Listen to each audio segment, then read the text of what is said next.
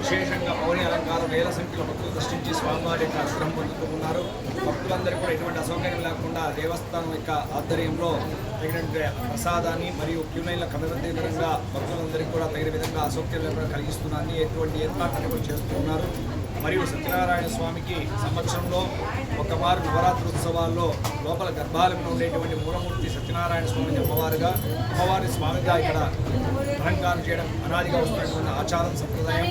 అటువంటి సంప్రదాయం కొనసాగిస్తూ ఈరోజు స్వామివారి విశేష బోని అలంకారం ఏర్పాటు చేయడం జరిగింది.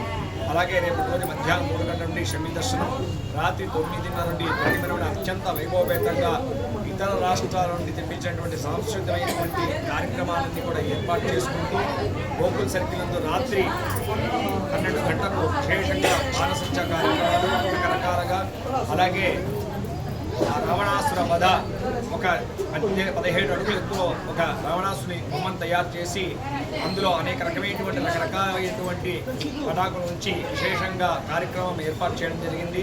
అలాగే స్వామివారికి వెళ్ళేటువంటి యాత్ర కల్కి తొట్టి మెరవలో కల్కి స్వామివారికి విశేషంగా మెరవన ఏర్పాటు అలంకార పుష్పాలంకారం ఏర్పాటు చేయడం జరిగింది. పై కార్యక్రమం భక్తులందరూ పెద్దలందరూ పాల్గొని సత్యనారాయణ స్వామివారి అనుగ్రహానికి పాత్ర కావాల్సిందిగా శ్రీ లక్ష్మీ సత్యనారాయణ స్వామి దేవస్థానం కమిటీ మరియు సత్యనారాయణ స్వామి యువజన సంఘం, సత్యనారాయణ స్వామి సేవా సమితి ఆలయ అర్చకులు